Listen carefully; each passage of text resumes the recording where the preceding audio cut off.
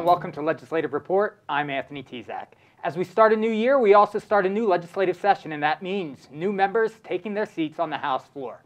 Joining me today is one of those new members, State Representative Josh Kail. Representative, welcome. Thank you. Thank you for having me here. Thanks for coming down here to Absolutely. Harrisburg. I know this is your first session week here. Yeah. I'd like to get to know a little bit more about you.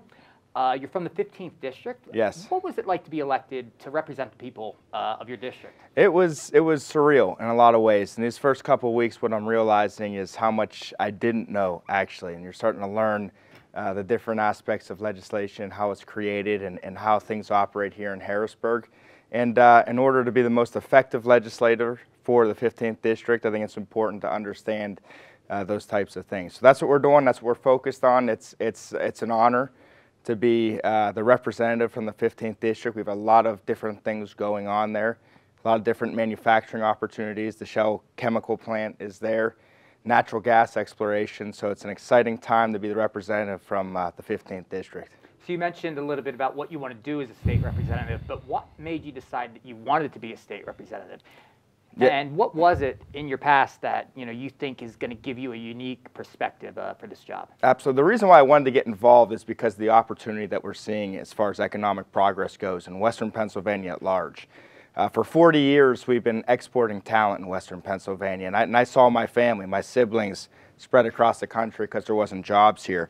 And I have 6 kids myself, and I'd like to see them have opportunity in Western Pennsylvania, and I think we have that opportunity here if we can be smart with what we're doing in Harrisburg. I think it's a key component of it. As far as how we do that, how we go about that and attract new business in, I think that's what we're going to be focused on learning. And what did you do before you were elected to the I was an attorney. I represented small and mid-sized businesses, and it's actually I think a very good background for this position because I had to deal with different state agencies and federal agencies.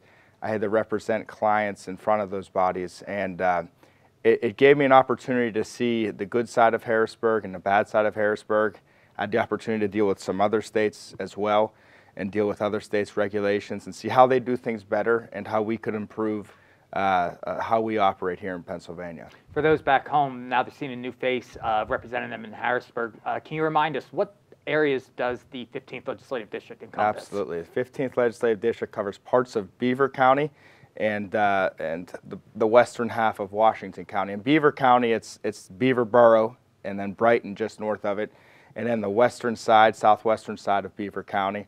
And then in Washington County, it's pretty much the whole western half of Washington County. It's about almost 50% geographically of the county, but it's about 10% of the population, so it's a more rural section. Your predecessor had obviously an ambitious agenda for the state and the 15th District. Tell us a little bit about your agenda. What are you hearing from your people back home that's important to them that you feel that you need to come here and address right away? Yeah, if you come to the 15th District, I think one of the first things you can't miss is this petrochemical plant that's being built there. Shell is building this plant. It's a $6 billion project.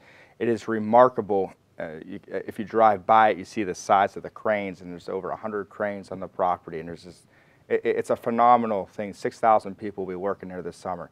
What we need to do and what we need to focus on, what people have been talking to me about, is how do we maximize this? How do we leverage this asset that we have in our community now and make sure that we have other opportunities for other manufacturing up and down the river and also continued exploration as it relates to natural gas, because that's what's feeding that petrochemical plant.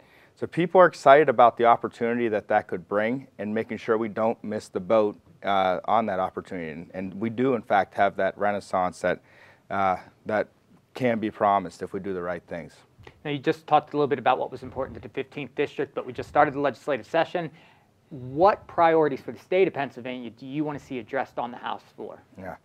I think across the state, and it's consistent with the 15th District, maybe in different ways across the state, but Pennsylvania needs to do a better job of attracting new business, and I think you do that by changing certain regulations and certain tax codes issues.